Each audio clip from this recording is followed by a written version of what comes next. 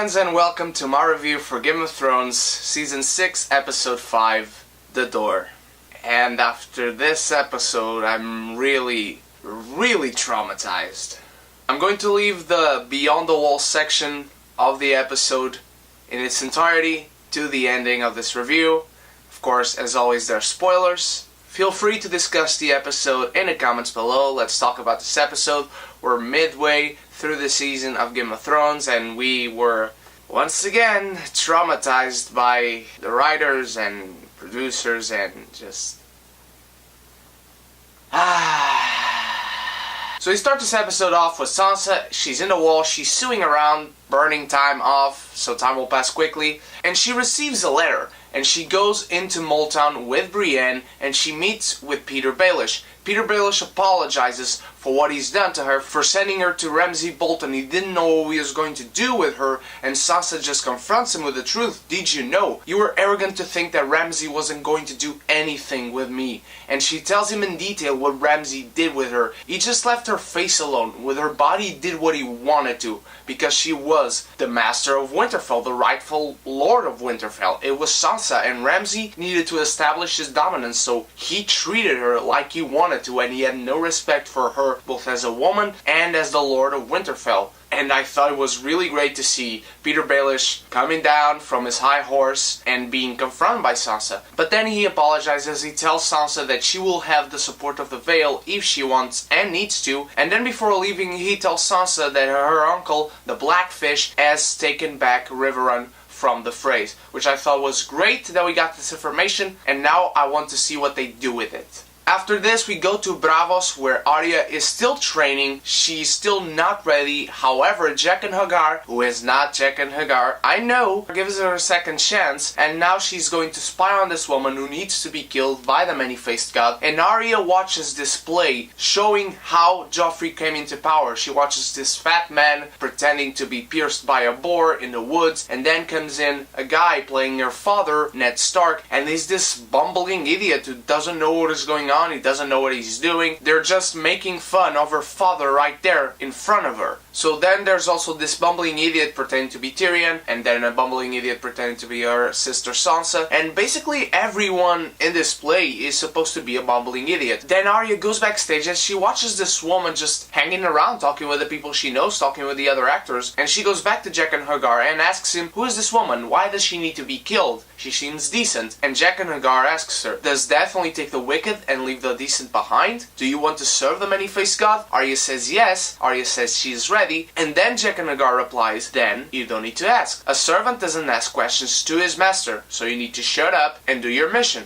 That's all. I really like the chemistry these two actors have. I really enjoy Arya, as I told you in many of these reviews before, and Jaqen H'ghar is still to this day a very interesting character, even though I know this is not Jaqen H'ghar. But now I want to see how they handle the face-swapping mystery in the show, because when I read it on the books, it was so traumatizing, I mean so twisty and creepy. I want to see how they do this on the show, and it will lose kind of a creepy element to it, because when Arya exchanged faces for the first time, she was still blind. In the show, she won't be, so I really want to see what they do with it, and if they do indeed do it. We go to Vaes Dothrak, where Jorah is confronting Daenerys after they freed her, and Daenerys just turns to Jorah and tells him, I banished you twice and you still came back to save me, but now I can't take you back, but I can't banish you again. And Jorah walks back as Daenerys tries to get close to him, and he shows her the grayscale. Daenerys is visibly worried as hell. I mean, she was just surprised at that moment. She had no idea, and Jorah tells her, I'm not sure there is one, I don't think I'll find one, I think I'm just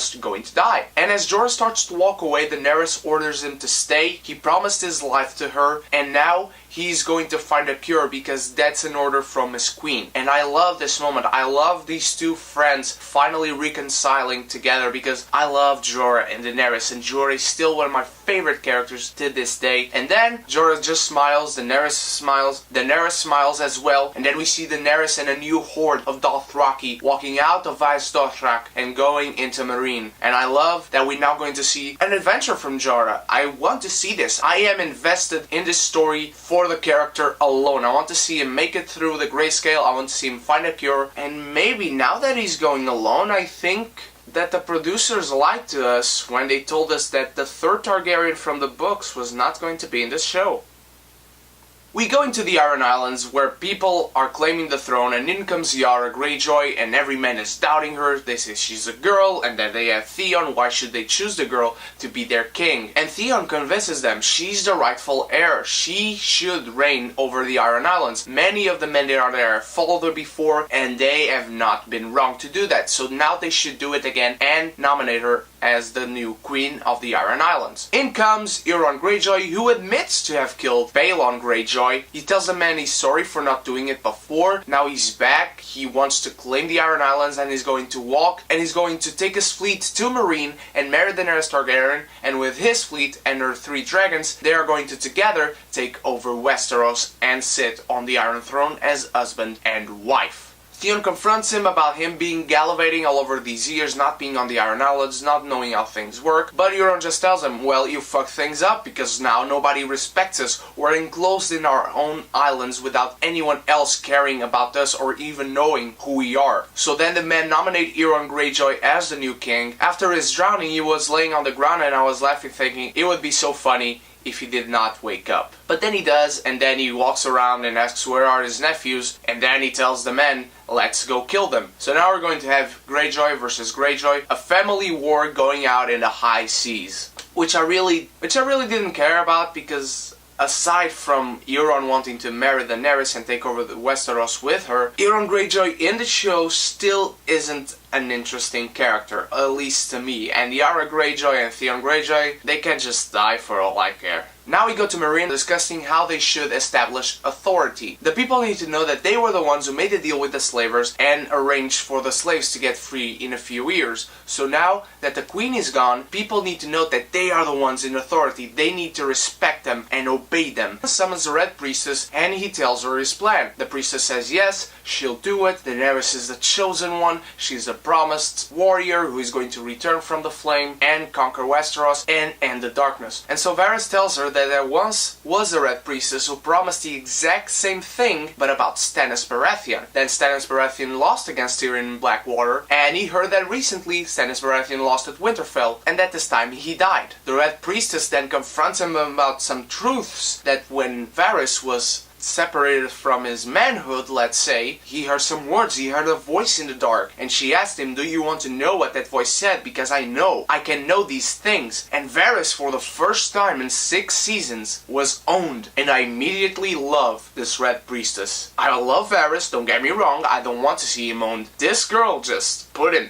down, man. I really want to know where this story goes now, because this character just became really, really interesting. Okay, let's go beyond the wall, my friends. We have Bran and the Three-Eyed Raven. They're having a vision together. They're seeing the children of the forest in the beginning of their time. They have a man strapped to a tree, the white tree with the red leaves, and they stab him on the chest, and the man's eyes become blue. And we know now this man is the original White Walker and probably the Night King. Then we see Bran having stupidly a vision alone, and he sees this winter wasteland right next to the tree where he was before, and now he sees the whites, a big horde of whites just standing around in formation. He walks among them, he walks past them, and he sees the Night King and other 3 White Walkers, royal White Walkers. At least they look royal. I don't know if they have some hierarchy on the White Walker side. But then the Night King turns to him, stares at him, and Bran turns around and all the whites are staring at him. When Bran turns around, the Night King is standing next to him and he grabs his arm before Bran can walk out. The Three-Eyed Raven is worried. What did you do, you son of a bitch, you stupid idiot? Bran now tells him he saw the Night King, and the Three-Eyed Raven tells him, you must go now, you have his mark, now he can come here at any time he wishes to do so. So then we have again Bran and the Three-Eyed Raven traveling back to Winterfell. They see Rickard Stark and Ned Stark, young ones, and their father, which I can't remember the name right now, sorry. They are saying their goodbyes because Rickard and the Stark father are going to King's Landing. We all know why that is. While this is going on the real world, outside, we have Mira talking with Hodor about how he likes his eggs, if he likes them with bacon, if he likes them hard-boiled, and then Hodor just smiles at speaking of food, and Mira sees the smoke coming out of his mouth. She runs outside, and there are the children of the forest looking at the White Walkers, the Night King, and the Whites. The big horde is right there. They are coming to kill Bran. The children of the forest tell her to run, to take Bran, to take Hodor, run, and they start throwing these bombs at the Night King and the Whites. They start going up in the air, but then the Night King and his White Walkers just walk up to them. They run inside, but they leave this siege of fire in the entrance, but the Night King just walks over it, and so do these White Walkers, while the Whites are climbing up the rock and going over to enter the cave from upwards. Mira starts trying to escape. She tells Hodor to come. She's trying to wake up Bran to warg into Hodor, which she actually does. He was still having this vision, so I don't know how that whole thing worked out, but Bran has warged into Hodor as he's still having this vision. He's looking at Willis. Mira kills one of the White Walkers with a spear, which apparently had Valyrian steel, and they go on running through this corridor. All the Whites are going after them, and we have Grey Wind being killed, completely massacred. The people who run this show really must hate the direwolves. Not because they kill them necessarily, but because they kill them horribly. They kill these animals horribly at every chance they get. Bran, Mira, and Hodor are running away through this corridor, all the Whites after them, and then we have the Night King looking straight at the Three-Eyed Raven. He's standing in front of him, he raises his axe, and the Three-Eyed Raven says, Bran, now is the time. He told him earlier, now it's the time for Bran to become him, and Bran looks on at the Three-Eyed Raven and he just fades away inside the vision they're having. Mira, Bran, and Hodor running away. One of the children of the forest there are with them. She has this little bomb still with her. She stops midway. She tells them to go, to not stay behind for her. The Whites caught up to her. They start stabbing her around all over her body. She's just laying on the ground and the bomb suddenly explodes, but the Whites are still coming. They find a door. Oh my god.